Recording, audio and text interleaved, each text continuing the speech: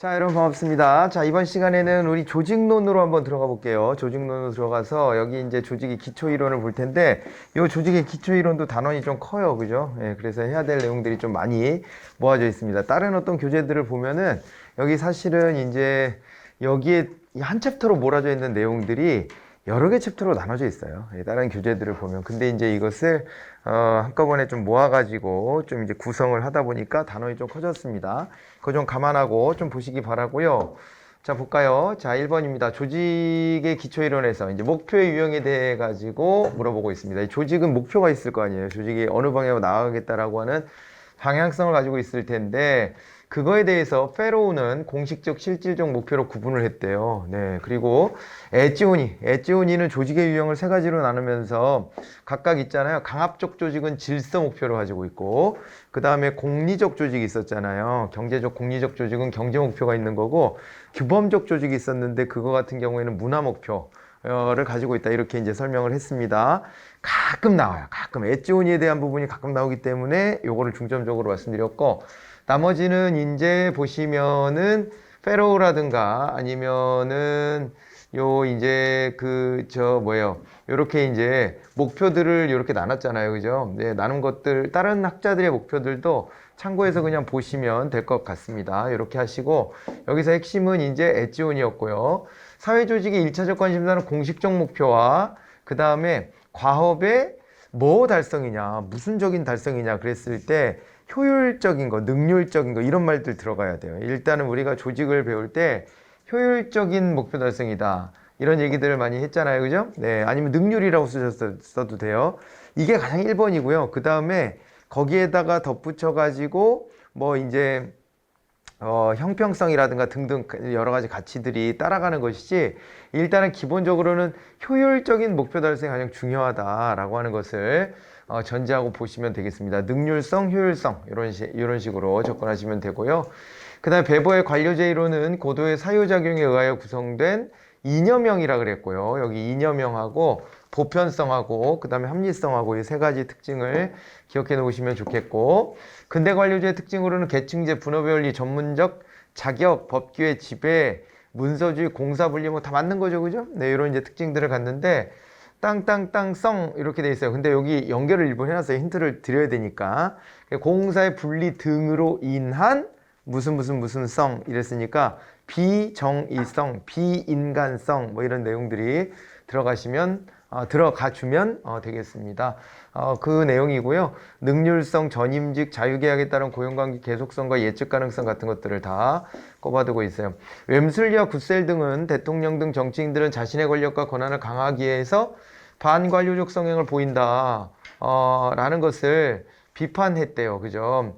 이제 대통령 등 정치인들이 자신의 권력과 권한을 강화하기 위해서 반관료적 성향을 보이는 것이 있는데, 그것을 비판했죠. 그러면서 이제 뭐라고 했냐면 행정 재정립 운동이라고 그러고요.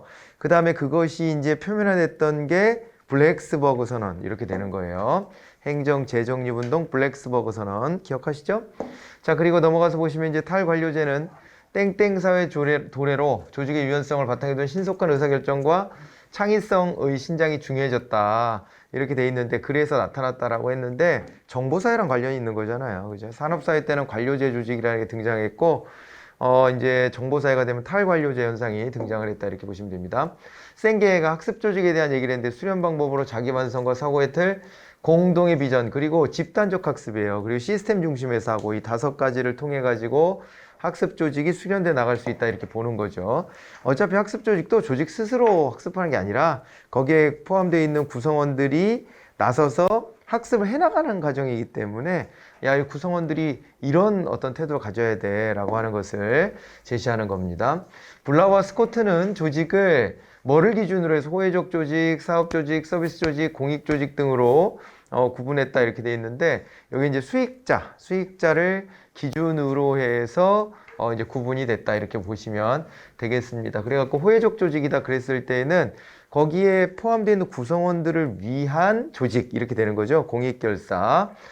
그랬고 사업 조직은 요거는 이제 이윤을 남겨가지고 거기 소유주들한테 이익을 갖다 주는 조직. 서비스 조직이다 그랬을 때는 고객들을 위해서 존재하는 조직이고, 공익 조직이다 그러면 진짜로 우리 사회 전체를 위해서 존재하는 조직. 이렇게 해가지고 나눠졌던 거 기억하시면 되고요. 민츠버그는 조직을 단기, 전사, 임 이렇게 나눴으니까 전문적 관료제 구조가 중간에 들어가면 되는 거겠죠. 자, 그리고 그 다음에 고전적 조직이론은 합리적 경제인간을 바탕으로 한 과학적 관리론과 관련이 있었죠. 그리고 신고전적 조직이론은 사회인관을 바탕으로 한 인간관계론과 관련이 있다, 이렇게 봤습니다. 자, 그리고 번서 스토커는 영국과 스코틀랜드 20개 산업조직을 대상으로 관리자들과의 면담, 그리고 자신들의 직접 관찰을 통해서 자료를 수집했대요. 그리고 조직구조와 관리 행태가 상이한 환경 조건에 따라 어떻게 달라지는가를 연구해가지고 정태적 환경에 어울리는 기계적 조직과 동태적 환경에 어울리는 이제 유기적 조직, 요거를 제시를 한 겁니다.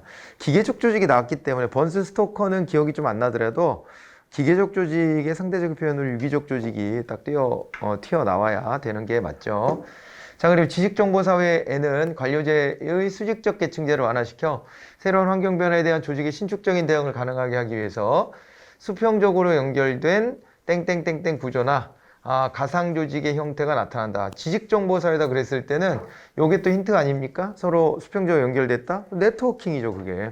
네트워크 구조나 가상 조직의 형태가 주로 많이 나타나고 있다. 이렇게 보시면 됩니다. 그죠? 수평적이라는 게 네트워크 상에서 만나면요, 위아래 따집니까?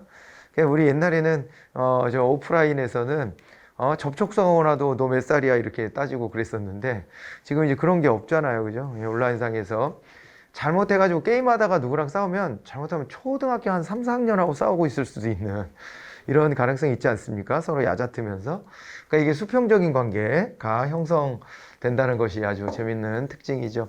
삼협조직은 핵심자인 소규모 전문적 근로자와 계약직 근로자, 그리고 신축적인 근로자, 이렇게 해가지고 뗐다 붙였다 할 수 있는 근로자들까지 포함이 됩니다. 삼협조직은 여기 안에 있는 구성원들을 세 가지의 형태로 구성한다라고 해서 삼협조직이라고 하는 거죠. 그죠?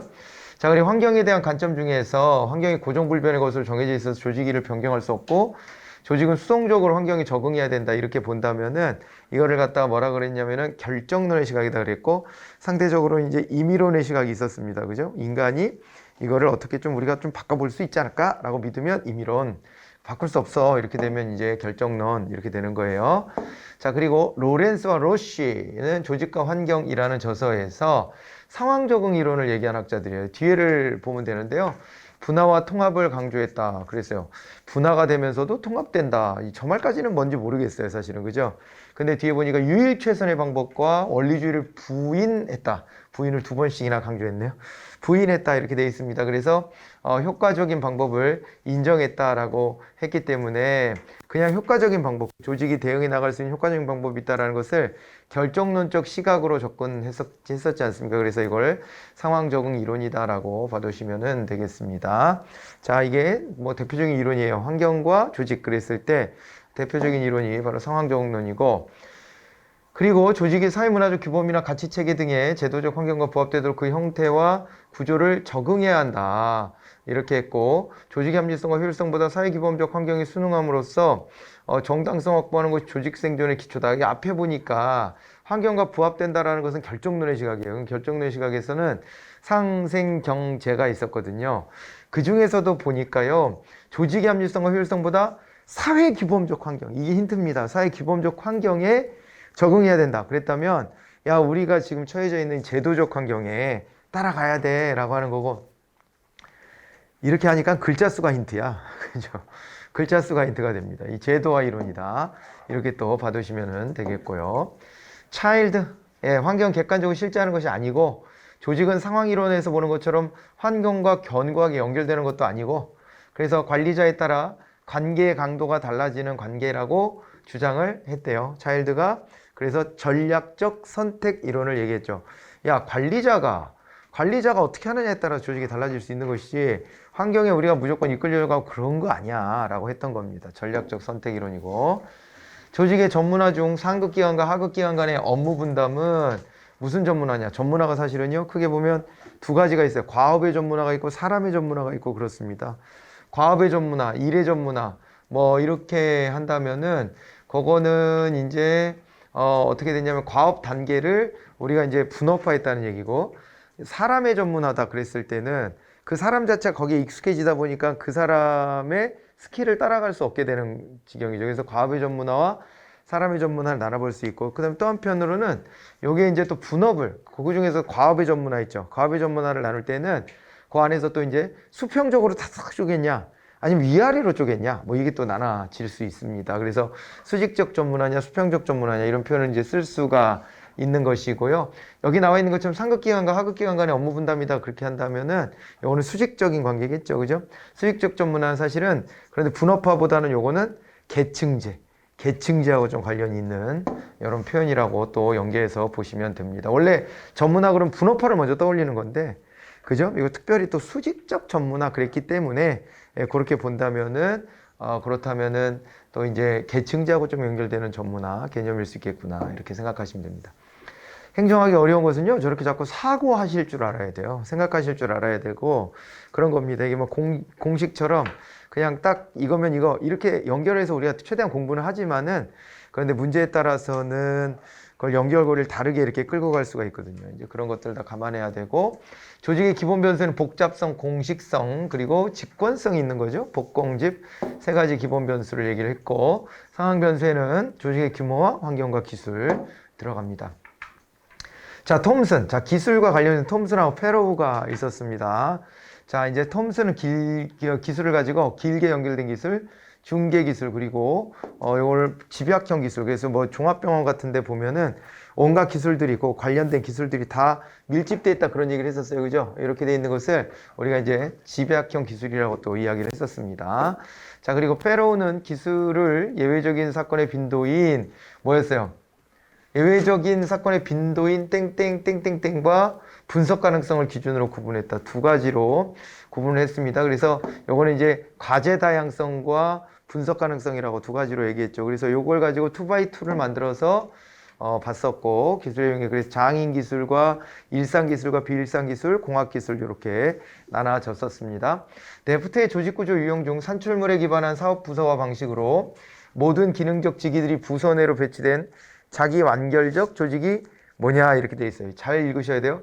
사업 부서화 방식이라고 나와 있잖아. 일단 사업 부서화 방식으로 모든 기능적 직위들이 부서 내로 배치됐다, 이렇게 되어 있으면 요거는 이제 사업 구조라고 말도 그대로 똑같이 따서 가져가죠. 자, 이제 그렇게 해서 보시고 빈칸 채우기 다 했고요. OX로 이제 넘어가 보도록 하겠습니다. 현대 행정 조직은 전문화, 계층성의 증대, 통합성과 조정, 조직의 팽창과 거대화를 특징으로 한다 그랬는데, 틀린 거가 있는지를 잘 찾아보셔야 돼요. 전문화, 분업화됐다는 얘기죠. 계층성의 증대, 이거 맞는 얘기죠. 통합성과 조정도 있죠. 조정의 원리, 조직의 팽창과 거대화, 뭐 이런 것도 맞는 거죠. 그죠? 다 맞는 거네요. 5로 하시면 되겠고, 사회조직 내 구성원 간 공식적 인간관계는 형식적이고 인격적으로 형성된다 그랬는데, 형식적이란 말하고 인격적이란 말이 어울리지 않아요. 형식적이 되면은 비인격적이 되는 거죠. 비정의성, 비인격적, 비인간적, 이런 표현들을 갖다가 쓸 수가 있는 것입니다. 자, 그래가지고 요거는 이제 X로 보셔야 돼요. 비인격적입니다. 사회조직의 비공식적 인간관계는 만족감의 증진과 작업 능률의 향상을 가져오는 등 조직의 효율성을 높여준다라고 했는데, 자, 요거는 맞는 얘기가 되는 거죠. 비공식 조직의 장점이에요. 장점은 저기서 이제 뒷땅 치고, 그죠? 정보도 수집하고, 그러다 보면은 서로 이제 자기의 뭐 하소연도 하고, 이러다 보면은, 아니면 그 자체로 또 즐겁고, 자기들끼리. 그러다 보면 공식 조직의 효율성을 또 끌어오는데 도움이 된다, 이렇게 볼 수가 있습니다. 그 다음에 관료제의 뷰로크러시 아닙니까? 예, 요거를 의미하는 게 맞죠. 사전 개념적인 의미고, 블라우 같은 경우에 목표 설정 과정에서 민족 절차가 요구되고 목표 달성에는 능률적인 관료제 조직이 필요하다고 주장하기도 했나? 블라우 스코트 아까 조직의 유형 이런 거로는 접근을 해봤는데, 이거는 뭐냐면요, 블라우가 또요, 이 뭘 얘기했냐면은 그 관료제가 과연 민주주의에 부응하느냐 관련된 걸 고민을 했단 말이에요. 고민이 되지 않아요? 고민이 되잖아요. 네. 아니, 제가 말씀드렸지만은 그 재난지원금 국가에서 주는데, 그걸 관료들의 힘이 세가지고 기재부 그래가지고 전 국민 주겠다 하는 것을, 그거를 180석 가신 여당을 이겨먹고 88%를 주겠다 이렇게 한 거예요. 그래서 상위 12% 제외가 됐는데, 이거 불만이 많이 나오잖아요. 그러니까 12%가 진짜 부자 12%가 아닐 수 있어요. 왜냐면은 부양가족이 없고 그러면은 소득 수준에 따라 가지고 또 건강보험료나 이런 것들 기준에 따라서 제외될 수가 있거든요. 그러면은 그 기준이 도대체 뭐냐, 명확하냐, 이런 불만들이 쌓이죠. 차라리 저 밑바닥에서 선별하는 것은 큰 문제가 안 될 수도 있어요, 오히려. 그것은 거기에 들어가는 것이 어떻게 보면 사회적 낙인하고도 비슷하기 때문에 그거에 들어가는 걸 또 그 주위에서 언저리에서는 원하겠지만은 사회 전체적인 문제가 되진 않거든요. 크게는. 근데 이제 이렇게 해서 위에 조금만 떼어내니까 나는 왜 여기 들어가냐, 이런 문제들 제기도 있고, 부자들 입장에서는 또 나 세금은 나한테 다 걷어가면서 이런 거는 하나도 안 주냐, 그 재난지원금인데 재난은 나는 안 걷게 부자는 피해가냐, 이런 식으로 이제 불만을 가질 수도 있죠. 물론 반대 논리도 있어요. 반대 논리도 있지만은 불만도 있는 거죠. 뭐 그렇게 되는데, 이게 이제 이 현상을 보면서 느껴지는 거잖아요. 이게 기재부 관료들은 민주적으로 선출된 사람들은 아닌데 관료제 조직 영역 안에 있는 사람인데, 이 사람들이 구축해 놓은 파워가 엄청나기 때문에 이들의 요구를 180 여당도 못 이기는 거예요.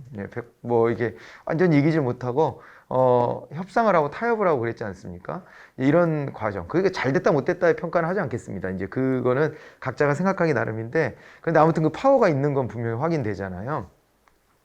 그런 거에 대한 고민을 하는 겁니다. 그런 거에 대한 고민을 하는데, 야, 이게 목표 설정에는 민족 과정이 필요하지만은, 야, 이거 집행하는 과정, 목표 달성, 집행 과정에는 능률적인 관료제 조직을 딱 받쳐주고 일사불란하게 움직여주는 게 낫지. 그러면 그것도 민주주의에 기여한다고 보는 거지. 이렇게 하는 건데요. 실상은 어때요? 아까 기재부 얘기했지만 기재부가 생각을 하잖아요. 그 집행만 하는 게 아니잖아. 시키면 집행만 한다가 아니라 자기네가 판단하려고 하잖아요.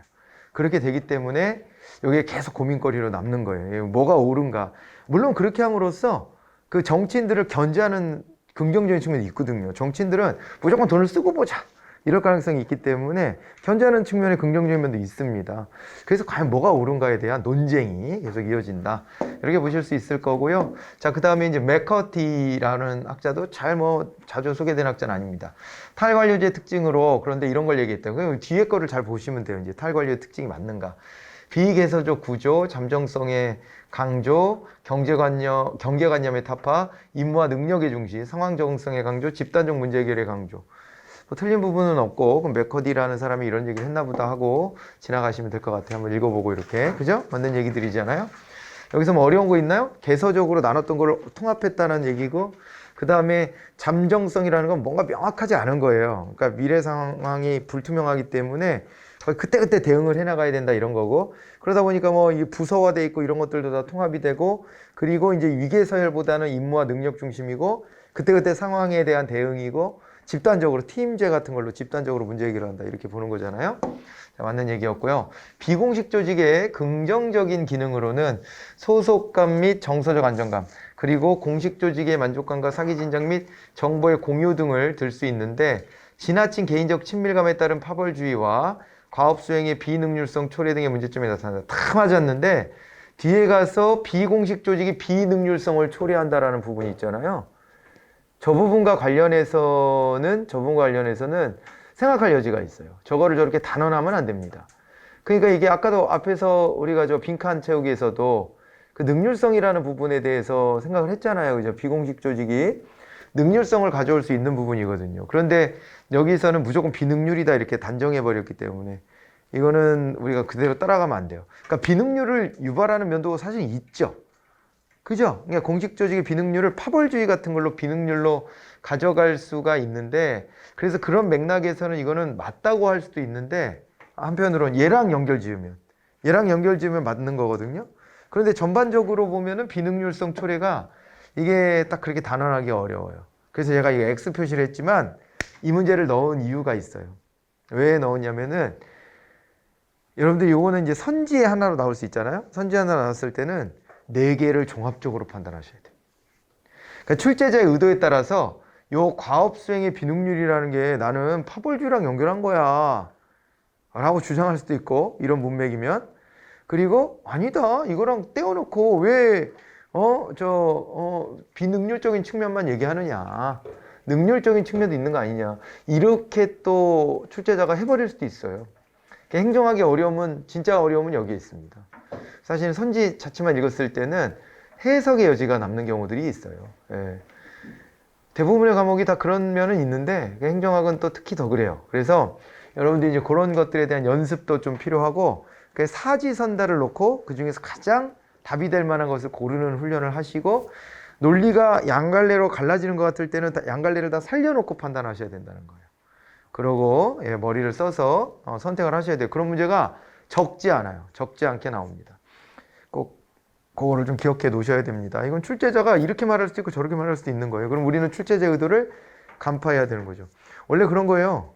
원래 그 대학에서 그런 얘기를 하지. 대학의 1, 2, 3학년, 4학년의 단계가 다르다. 목표가. 다르다. 뭐 그러는 겁니다. 1학년 때는 뭐 이렇게 내용 파악을 할 수 있으면 된다면은 2학년 때에는 2학년쯤 되면은 이제 한 학년이 올라갔으니까 문제에 대해서 이제 딱 그 해답을 찾는 연습을 한다라고 보고 3학년 때는 그거에 대해서 이렇게 문맥을 찾는 연습을 하는 거고 4학년쯤 되면은 지가 문제를 낼 수 있어야 된다. 그렇게 말을 하더라고. 그렇게 되는 단계로 올라가야 된다. 그렇게 얘기하는 걸 보면 자, 우리한테 요구하는 능력이 적어도 그런 낮은 단계의 능력은 아닌 것 같고 그 문맥을 파악할 정도. 출제자의 의도 파악이에요. 출제자의 의도 파악을 할 수 있을 정도까지는 올라가야 된다는 거죠. 그 다음 단계로 문제 출제할 단계까지 가면은 완벽한 합격이에요, 여러분들이. 출제할 능력 정도가 되면 내 확신을 갖고 출제할 수 있다 정도가 되면 그런데 거기까지 못 가더라도 적어도 출제자의 의도 파악 정도까지는 반드시 해내야 된다 이렇게 보시면 됩니다. 그런 맥락으로 한번 말씀드리고 싶었고 파슨스가 AGIL 기능을 중심으로 각각 적응조직, 경제조직, 정치적, 형상, 유지를 분리했다. 이거 틀렸죠? 틀렸는데 왜냐면 AGIL이라고 하는 거 자체가 있잖아요. 요게 뭐였냐면은 요게 이제 적응 기능이에요. A가 G가 이제 목표 달성 기능이고 그 다음에 I가 이제 뭐였냐면 통합 기능이에요. 그리고 L이 체제 유지 기능이거든요. 이 네 가지인데 거기에 맞춰갖고 조직 유형을 제시했던 학자가 파슨스도 있지만 카츠와 칸도 있어요. 그래가지고 이 둘이 제시한 게 두 부류가 제시한 게 다른데 파슨스는 이걸 어떻게 했냐면 AGIL 기능을 중심으로 해가지고 A가 경제 조직, G가 정치 조직이라고 봤죠. G가 정치 조직. 그리고 I가 이제 I가 통합 조직. 따로 있어요. 통합 조직이. 따로 있고 그다음에 형상 유지 조직은 동일합니다. 그렇게 했고요. 요거는 카츠와 칸의 구분입니다. 카츠와 칸은 좀 다르게 A 기능을 이제 적응 조직이라고 따로 설정하고 그 다음에 파슨스는 경제 조직이 A에 해당한다고 봤는데 카츠와 칸은 경제 조직이 G에 해당된다고 본 거죠. G에 해당된다고 봤고 정치 조직을 파슨스는 G에 해당된다고 봤는데 얘네는 어떻게 봤어요? 정치 조직이 I에 해당된다고 본 거죠. 카츠와 칸은. 그래서 이건 파슨스가 아니라 카츠 칸이에요. 카츠와 칸. 그렇게 해서 비교를 해보시기 바랍니다.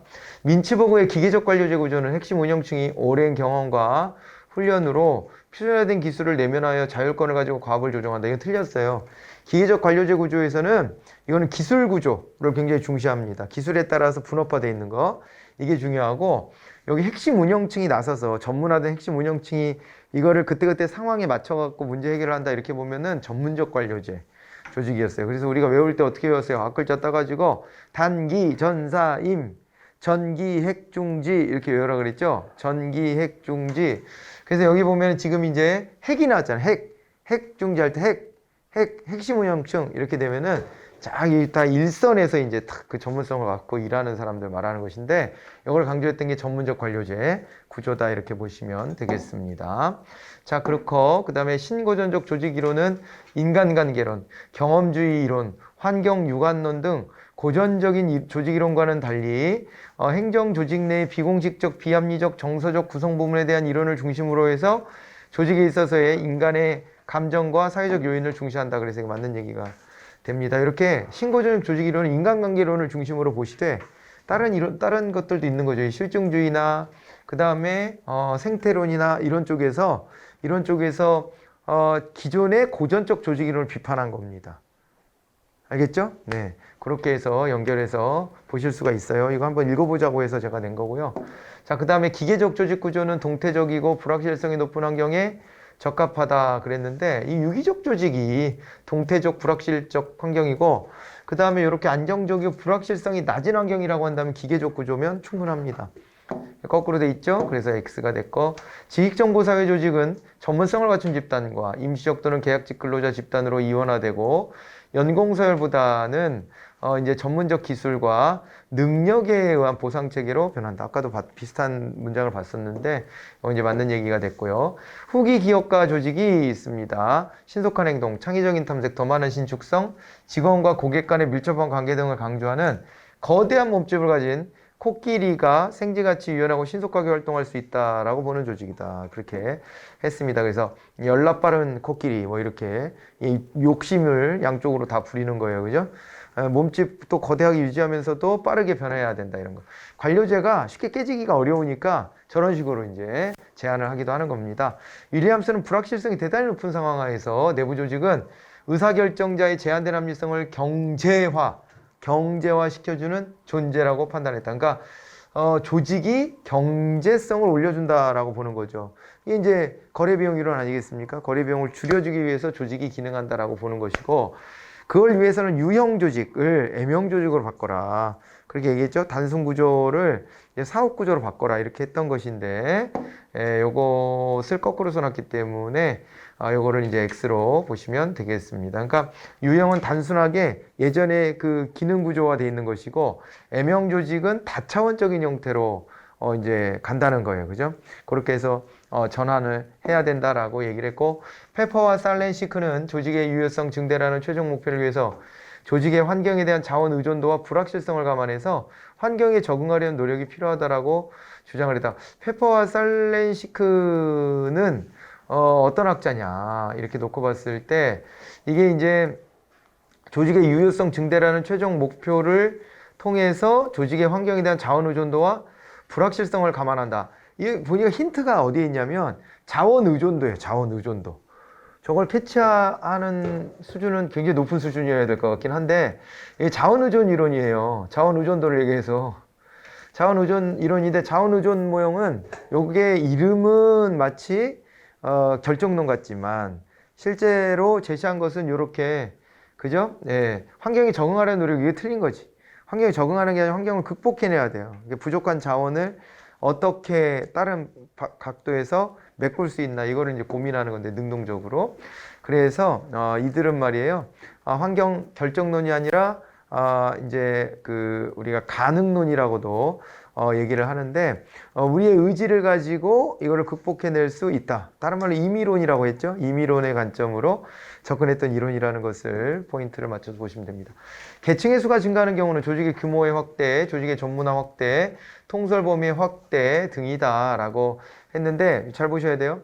계층이 계단이 많아진다는 거예요. 계단이 많아지는 게 규모가 확대되면 계단이 많아질 수밖에 없겠죠. 그 다음에 조직의 전문화 확대는 분업화가 되는 거이고 그 다음에 통솔 범위 확대?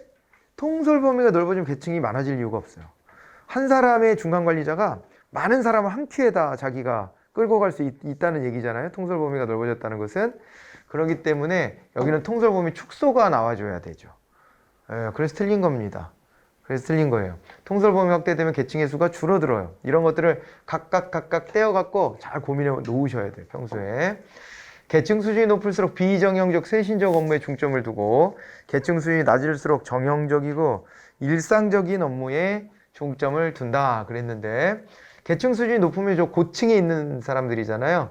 비정형적이고 세신적인 업무를 해야 되겠죠. 근데 계층 수준이 낮으면 SOP에 따라서 딱딱딱 정해져 있는 일을 하는 거예요. 일상적인 반복적인 업무 이런 거를 하는 겁니다. 그래서 사람이 승진하고 싶어 하는 거예요. 한편으로는 이게 일종의 명예욕, 권력욕 이런 것도 작동을 하겠죠. 당연히 인간은 그런 마음이 있잖아요. 그래서 대부분 보면 어때요? 자기 분야에서 좀 이렇게 성공했다 인정을 좀 받는 사람들 같으면 정치권에 자꾸 도전하려고 그러잖아요. 더 많은 사람들로부터 내가 주목받고 싶어요. 그게 다른 각도에서 보면은 연예인병 걸리는 거. 연예인 병이 아니라 연예인이 되려고 하는 거. 그러니까 저 청소년들이 비슷한 심리예요, 되게. 그러니까 사람들이 나를 알아봐 주기를 바라는 심리거든요, 그게. 근데 그게 직업적으로 굉장히 고달프고 고통스러운 직업입니다, 그게 사실은. 그럼에도 불구하고 인간의 욕망이 그쪽으로 자꾸 작동을 하는데 이게 이제 우리가 조직 내에서도 승진하려고 하는 게 비슷한 심리가 있는 거거든요. 비슷한 심리가 있어요. 근데 그것만으로는 설명할 수 없는 무언가도 있습니다. 그것만으로 설명할 수 없는 무언가. 그게 뭐냐면 이 높은 자리에 올라가서 남들이 나를 우러러봐 주려면 뭐가 돼야 되냐면 그 중에서도 잘한다라는 얘기를 들어야 되니까 자아실현하고도 관련이 있는 거예요, 이게. 방금 전에 얘기했던 그런 자리들이 자아실현적인 측면도 분명히 존재하거든요. 그래서 이제 그런 거에 대한 만족감 같은 것도 가지고 있어요. 정치인 같으면은 또 공동체 이익에 내가 기여하겠다라고 하는 의지도 있겠죠. 뭐 사람에 따라 그 정도의 차이는 있겠지만 그런 마음이 없으면은 그렇게 하기 어렵잖아요. 누군가 옛날에 정치했던 사람이 그런 얘기 했었어요. 정치인이 되면 어린이날 우리 집 어린이랑은 못 놀아준다. 그런 얘기 했거든요. 어디 어린이 행사에 가야 되니까. 그러니까 공익적 마인드가 없이 하기가 쉽지가 않아요. 이게 일이. 그런 일이고. 아무튼 뭐 이런 여러 가지가 있는데 그 중에서 이런 승진을 했다 그러면 여러분들도 이제 조직에 들어가면 이제 승진하고 싶은 마음들이 생길 텐데 그거는 이렇게 인정감과 동시에 자아실현, 이쪽 고차원적인 욕구랑 관련성이 굉장히 좀 높죠. 그죠? 그렇게 볼 수가 있고요. 근데 이제 이 자아실현이 왜 그게 연결이 되냐면 요것 때문에 그래요. 뭔가 돌파해 나가는 느낌?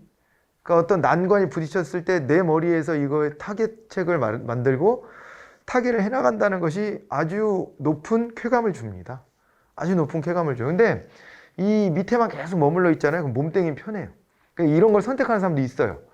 아니 나는 이 조직에다가 충성을 다할 필요는 없고 나는 그냥 편하게 살면 좋을 것 같아. 이렇게 생각하면은 고민할 필요가 없지. 책임질 필요도 없고 그러면 승진을 안 하는 거야. 가만히 머무는 거죠.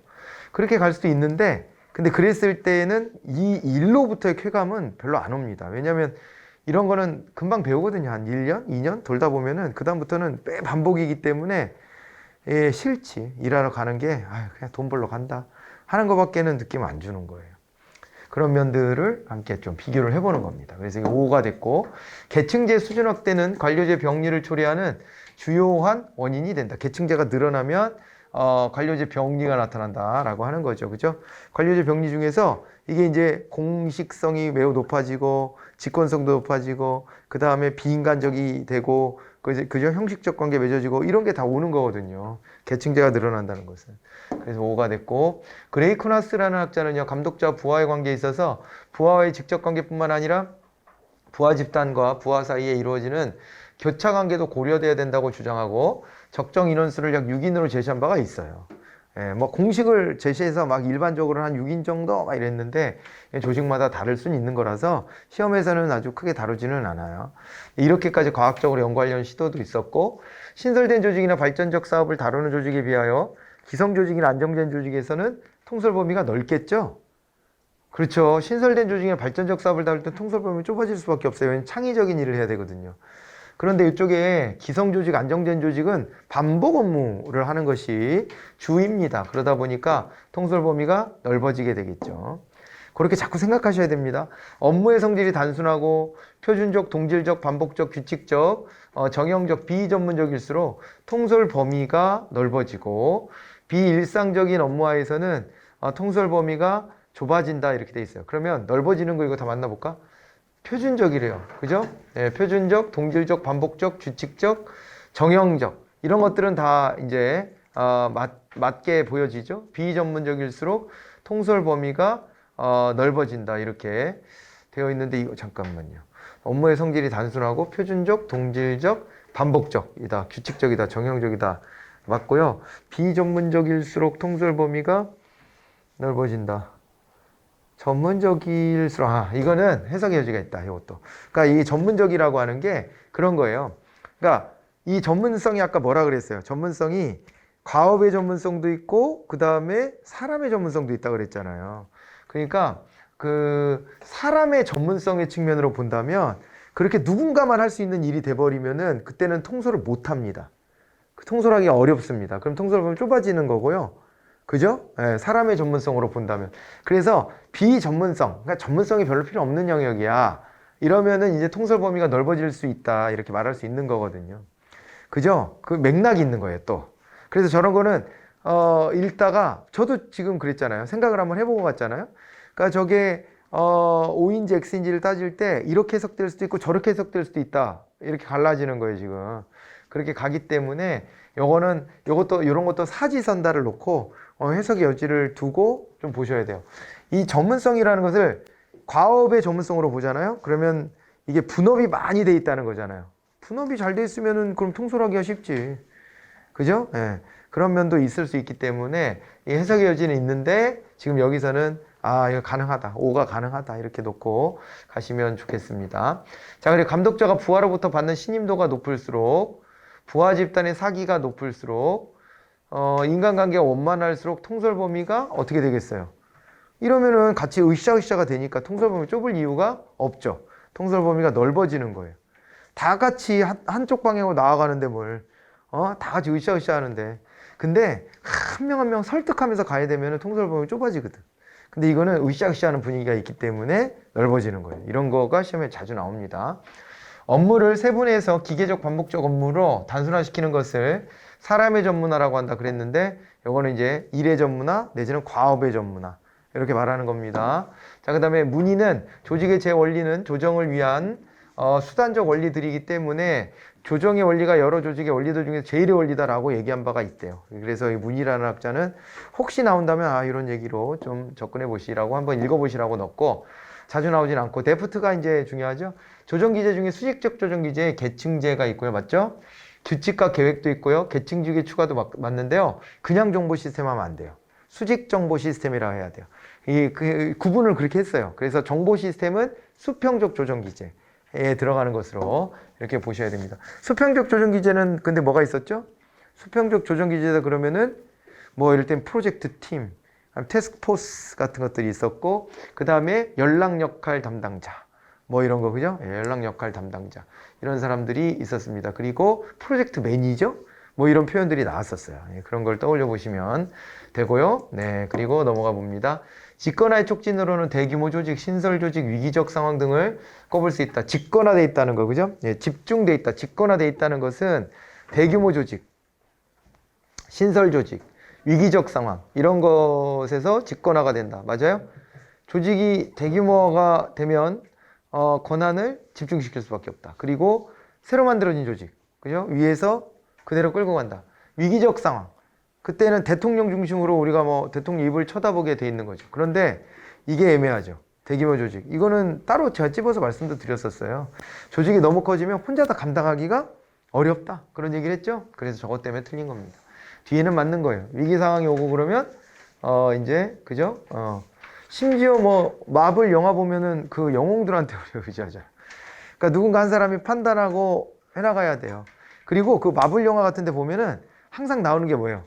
그 관료제적 시스템에서 의사결정을 못 해가지고 의사결정을 잘 못 내려서 그래서 위기가 더 심화되는 장면들이 나오고 그럼 영웅들은 항상 그 시스템을 무시해. 무시하고 내 권한이 아닌데 내가 나가서 막 해. 그렇게 하지 않아요? 그렇게 그리잖아요. 그게 이제 자칫 잘못하면 이 집권화가 잘 안 돼 있는 상황에서 분업이 돼 있으면은 그러면 그 위기적 상황에 대응하기 어렵다라고 하는 것을 보여주는 거예요. 그게 권한이 쪼개져 있을 때 결정적으로 그런 얘기들을 간접적으로 보여주는 거죠. 그래서 프랑스 같은 경우가 이제 이원정부제를 하거든요. 그래서 이게 투톱이에요. 나라를 운영하는데 대통령하고 총리가 투톱으로 갑니다. 우린 투톱 아니죠. 우리도 대통령도 있고 총리도 있지만 투톱이 아닙니다. 총리 했던 사람 이름도 잘 기억 안 날 정도도 많아요. 평소에. 그런 정도인데 프랑스는 아닙니다. 그게 이제 투톱인데 그런데 국가적 재난, 위기가 닥쳐오면 그때는 권한을요 대통령한테 몰아주게 돼 있어요. 법이. 그렇게 해가지고 위기의 순간에는 완톱이 돼야 돼. 그렇게 짜거든요. 그런 걸 한번 떠올려 보시면 될 것 같습니다. 자, 조직의 규모가 커질수록 조직의 행동이 공식화되고 분권화가 촉진된다 그랬고요. 그건 맞죠. 규모가 커지면요 드라이하게 갈 수밖에 없어요. 이 인간적인 것들을 다 고려할 수가 없습니다. 이 많은 사람들을. 그냥 복잡성은 증대되다가 어느 수준부터는 체감하게 된다 그랬는데 복잡성은 계층제가 이렇게 늘어나고 분업화가 늘어나고 하는 것을 말하는 거거든요. 그게 복잡성이거든요. 그런데 이게 계속 증대되다가 어느 수준부터는 체감한다. 복잡성이 이렇게 되는데 그거는 왜 그럴까요? 조직의 규모가 커지면 커질수록 좀 더 시스템화가 되면서 이제 처음에는 막 이게 쪼개지다가 어느 만큼이 되면 이것을 다시 또 통합할 필요성 같은 것도 생기고, 그 다음에 또 이게 SOP 같은 것들이 굳어지면은 통솔 범위가 좀 넓어질 수도 있고, 이렇게 되면서 이제 어느 수준부터는 체감한다, 보통 이렇게 봅니다. 그래서 그런 거를 같이 한번 따져보시고, 조직 규모가 커질수록 관료제적 통제 전략을 사용하여 조직 구조가 더욱 유기적인 유형의 성격을 지니게 된다 그랬는데, 아니 관료제 통제 전략은 기계적인 조직이잖아요. 그래서 이건 X가 됐습니다. 일상적인 기술일수록 복잡성이 낮아지고 공식성과 직권성은 높아진다 그랬는데, 일상적인 기술이래요. 반복적인 거죠. 그럼 복잡성이 낮아지고 공식성과 직권성은 높아진다. 이거는 맞는 얘기가 됩니다. 말씀드렸던 것처럼 아까 나왔던 그 사례랑 되게 비슷한 거예요. 그러니까 어느 수준이 되면 일상적 기술이니까 통솔 범위가 넓어져요. 그래서 복잡성이 완화가 되기 시작해요. 그렇게 되는데, 근데 공식성과 직권성은 이제 높아지는 거죠. 이런 거는 기계적 구조 형태가 딱 나오게 되고, 페로우의 기술 유형 분석 중에, 유형 중에 분석 가능성이 높대요. 분석이 잘 되고 과제 다양성이 낮다. 이렇게 되면 분석 가능성이 높으면서 과제 다양성이 낮다면은 이거는 뭐가 되는 거죠? 예, 요거는 일상 기술 아닙니까? 분석 가능성도 높고 과제 다양성이 낮으면 굉장히 이건 심플한 과업이에요. 그런데 이제 이거 비일상 기술은 반대거든요. 분석 가능성이 낮아요. 분석이 잘 안 되고, 그 다음에 과제 다양성은 높아. 그래서 아무나 못해. 그래가지고 그냥 그 분야를 좀 잘 안다 싶은 사람한테 당신이 어떻게 좀 해봐, 이러고서 이제 떠밀어야 되는 상황이에요. 그죠? 반대로 나타나 있어요. 일상 기술에 관련된 내용이었습니다. 장인 기술과 비일상 기술에는 유기적 구조 맞나요? 일상 기술과 공학 기술에는 기계적 구조가 적합하다. 이 공통점을 찾으면 어떻게 되는 거예요? 이게 공통점을 찾으면 이게 이제 보면은 장인 기술과 비일상 기술이다 그랬을 때에는 여기는 특성이요. 분석의 가능성이 어떻다? 분석 가능성이 높은 편이에요. 이게 분석 가능성이 낮은 거지. 거꾸로 썼네요. 낮은 거죠. 낮은 거예요, 여기가. 낮은 겁니다. 낮고, 그 다음에 일상기술과 공학기술이 어떻게 돼요? 분석 가능성이 높아지는 거죠. 맞죠? 네, 이렇게 되기 때문에 분석 가능성이 낮으면 유기적 구조로, 그 다음에 분석 가능성이 높아지면 기계적 구조로, 이렇게 딱 연결해서 보시면 돼요. 더 구체적으로 구분할 때에는 어떻게도 하냐면은 말이에요. 어떻게도 할까요? 어떻게도 하냐면은 여기서 장인 기술과 비일상 기술에서 장인 기술은 이게 이제 유기적인 게, 여기서는 이제 대체로라는 말이 붙죠. 대체로 유기적인 게 장인 기술 쪽이에요. 그리고 비일상 기술은 그냥 유기적. 그 다음에 여기 일상 기술과 공학 기술 중에 기계적 구조는 일상 기술. 공학 기술에다가 이제 또 대체적으로 유기적, 이렇게 또 기계적, 이렇게 갖다 붙이는 거죠. 그죠? 네. 그렇게 나누기도 합니다. 자, 그러고요. 됐죠? 네, 이렇게 하시고 넘어가 볼까요? 자, 이제 그래서 요거는 이제 뭐가 됐냐면 5가 됐고요. 동태적 환경일수록 복잡성, 공식성, 직권, 환경에서는 여기 복잡성, 공식, 직권성은 정태적 환경에서 높아지고 동태적 환경에서는 낮아지죠. 그래서 이건 X가 됐고, 그 다음에 데프트의 조직 구조 유형 중 기능 구조는 기계적 구조의 성격이 강한 유형으로서 차별화 전략이 필요하다, 이렇게 했는데, 이 조직 구조 유형 중에서 기능 구조래요. 그럼 기계적 구조의 성격이 굉장히 강하죠. 그런데 여기서는 차별화 전략이 아니고요. 뭐가 돼야 될까요? 여기서는 차별화 전략이 아니라 저비용 전략이에요. 그러니까 어차피 비슷하고 쉬운 기술을 쓰는 거야. 여기서는 반복적이고. 그러다 보니까 남들보다 좀 싸게 접근해야지 경쟁력이 있어요. 근데 요 차별화 전략은요, 기사, 매수, 내 저쪽 있죠? 유기적 구조 쪽에 해당되는 그쪽으로 가면 갈수록 차별화 전략과 관련이 있어요. 그렇죠? 네. 실제 우리가 접하는 상품들의 특성도 그렇단 말이에요. 공장에서 그냥 착착착착 찍어내는 것들은 싸게 파는 게 더 중요한 거고요. 그 다음에 이제 뭐 이렇게 팀으로 창의적으로 일을 하는 분야들은 여기는 뭔가 좀 남들과 다른 거, 이런 것들로 승부를 하는 것이거든요. 그 차이를 봐두시면 됩니다. 자, 그 다음에 사업구조는 부서 간 높은 상호 의존성, 불확실한 조직 환경, 비정규적인 조직 기술, 그리고 외부 지향적인 조직 목표 상황 등일 때 이제 효과적이다라고 이렇게 했네요. 그죠? 높은 상호 의존성이 있대요. 서로 간에 의지가 많이 돼야 되는 상황이다. 물론 뭐 연결 안 돼 있는 조직이 어디 있겠습니까만은 그 기계적 구조에서는 어때요? 그때는요, 다 부서 이기주의, 부서 간의 어떤 경쟁심 이런 것들이 있단 말이에요. 근데 그런 것에서 벗어나서 상호 의존성이 좀 높아져야 되고, 그 다음에 환경적인 것도 이제 정태적이라기보다는 동태적인 환경 이렇게 되는 거죠. 비정규적인 조직 기술이다 그랬으니까 정해져 있는 게 없다라는 거죠. 그 다음에 외부지향적이래. 이렇게 되면은 이때는 사업 구조가 낮죠. 기능 구조보다. 자, 그리고 매트릭스 구조는 기능 부서의 통제 권한의 계층은 수평적으로 흐르고 사업 부서 간 조정 권한의 계층은 수직적으로 흐른다 그랬는데 거꾸로 되어 있는 겁니다. 이게 기능 구조가 원래 수직적인 관료제 구조 형태를 띠는 거니까 얘가 수직적이고 얘가 조정은 수평적으로 이루어지는 것이다. 이렇게 보시면 됩니다. 반대로 기술되어 있고요. 네트워크 구조는 조직 내에서 모든 기능을 수행하는 기존의 방식에서 탈피하여 기능의 상당 부분을 아웃소싱한 뒤 이제 조직의 본부와 전자적으로 연결한다. 이게 맞는 얘기죠. 네트워크라는 말을 괜히 하는 게 아닙니다. 자, 단답형으로 와서 빨리 확인해보고 마무리하겠습니다. 일정한 환경하에서 목표 달성을 위해 복수의 구성원이 의도적으로 협동하는 사회적 실체를 사회 조직이라고 하는 것이고요. 자, 그 다음에 조직이 달성하고자 하는 미래의 바람직한 상태를 무엇이라고 하는가 그랬는데 이게 조직의 목표가 되는 것이고, 대규모의 조직을 합리적으로 관리하는 대표적인 공식 조직체가 뭐냐 그랬는데 이게 관료제죠.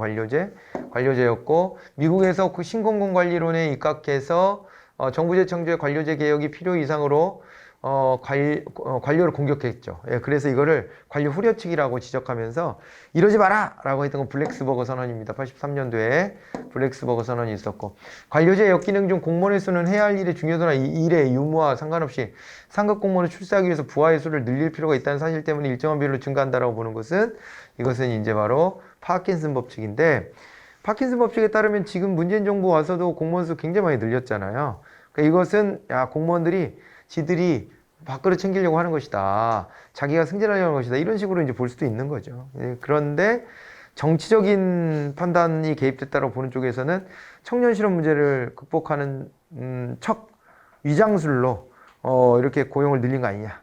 이렇게 또 비판하기도 합니다만은 문재인 정부에서는 이제 안전 분야와 그 다음에 치안 뭐 이런 데 있잖아요. 뭐 그런데. 그러니까 소방 뭐 이런 쪽. 산업안전 이런 쪽, 경찰 이런 쪽에 공무원을 늘린 것이기 때문에 기존에 있어야 될 공무원이 부족해서 충원한 것이지 이것이 필요 이상 공무원을 충원하지 않았다 이런 주장을 하고 있고, 아무튼 그런 것들이 이제 충돌되고 있는데 파킨슨 입장에서 봤을 때는 이게 곱게 안 보일 거야 아마.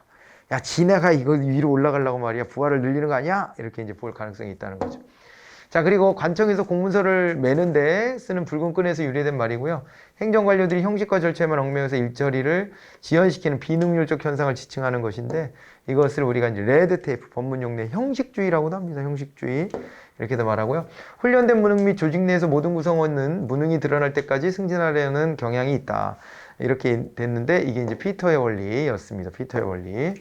기능별 조직 단위별로 분산되어 있는 업무를 재결합하는 총체적 유기적인 방법으로 구성된 조직이다. 그래 린덴이 제시한 조직이다 그랬는데 좀 낯설게 느껴질지 모르겠습니다만은 이음매 없는 조직 요거 본 적 있습니다. 그러니까 이렇게 경계를 다 없애버린 거죠. 경계를 다렸어. 그래 이음매가 없어요. 이렇게 되고, 그 다음에 권력과 관여 등 복종관계를 기준으로 조직을 강제적 조직과 공리적 조직과 규범적 조직을 구분한 학자는 엣지온이었습니다. 엣지온의 구분법이었고, 민츠버그의 조직 유형 중 중간관리층을 핵심 부분으로 한다. 단기 전사임 전기핵 중지니까 네 번째 거네. 전기핵 중지. 그래서 사업부재 구조가 되는 거죠. 이거 그죠? 사업부재 구조는요. 생산물 단위별로 쪼개서 가기 때문에 그렇게 하면은 이제 아무래도 요 중간 개선의 역할이 매우 중요하다 그렇게 얘기를 했고요. 정부가 공급하는 행정 서비스의 생산 및 공급 업무를 제3자에게 위임 또는 위탁함으로써 정부 업무가 축소된 형태의 조직이 뭐냐 이렇게 돼 있는데, 요거를 이제 공동정부라고 부릅니다. 정부가 생산해야 될 공공 서비스를 민간하고 같이 연계해서 생산하는 형태다 이렇게 보시면 되고요. 자연과학에서 비롯된 카오스 이론, 비선형공학, 복잡성 이론 이런 거 관련 있는 것을 혼동정부라고 했죠. 그죠? 혼동정부. 이렇게 얘기를 했었고요. 그 다음에 중간 조직이 홀쭉한 모양의 조직이다. 정부의 영향으로 중간관리층이 대폭 줄어들었다. 이렇게 모래시계 조직을 또 정보사회 조직으로 얘기를 했었습니다. 자, 그리고 팀 단위로 조직이 구성되어 최고관리층의 팀과 중간관리층의 팀이 서로 중복되어 교차기능 팀이 활성화되는 형태다. 그러면 이거는 이제 꽃송이 조직이라고 얘기를 했죠. 각자가 다 여러 개의 팀에 제각각 들어가 있는 형태로 조직이 전체가 구성되는 이런 이제 모습이 꽃송이 조직에서 나타납니다. 생물학의 자연도태 내지 적자생존 그리고 약육강식 이론을 적용함으로써 분석 수준을 개별 조직 단위로부터 유사한 조직 구조를 가진 조직군으로 전환시키고 어떤 유형의 조직들은 존속 발전하고 어떤 유형의 조직들은 소멸하는가를 밝힌 가장 극단적인 결정 이론이다 라고 했네요. 이렇게 되면 상생경제 자전공 중에서 생이죠. 상생, 조직군 생태학 이론 이렇게 해서 따라가시면 됩니다.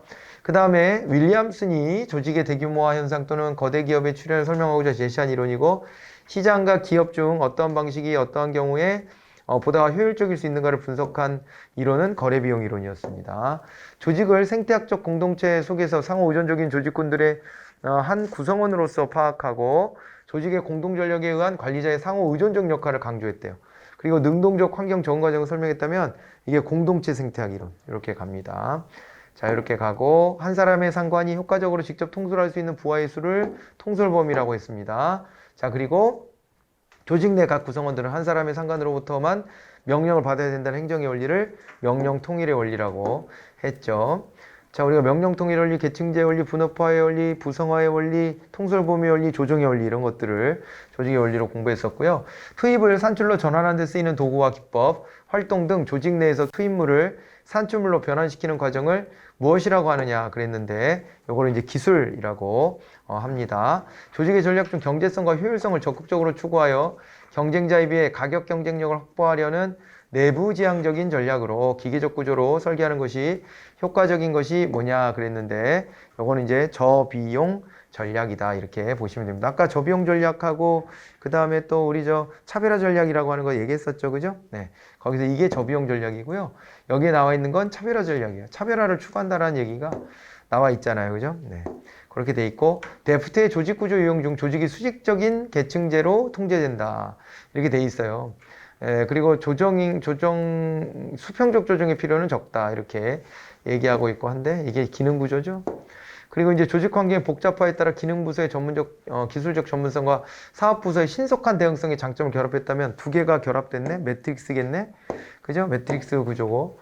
그 다음에는 이제 조직 구성원을 핵심 업무 과정 중심으로 조직하여 구성원 간의 의사소통과 조정을 용이하게 했다 이랬습니다. 고객에게 직접적으로 가치를 제공하게 하는 조직 구조다 이렇게 가면 수평 구조가 되고요. 그 다음에 이제 조직의 자체 기능을 핵심 역량 위주로 합리화하고 여타의 기능은 외부 기관들과의 계약 관계를 통해 수행하는 조직 구조다 이렇게 돼 있는데 요거는 이제 요거 네트워크 구조 이렇게 보시면 되겠습니다. 끝. 이렇게 하시면 되겠네요. 양이 좀 많았죠? 양이 좀 많았는데 중요한 단원입니다. 잘 정리해 놓으시기 바랍니다. 고생하셨습니다. 네.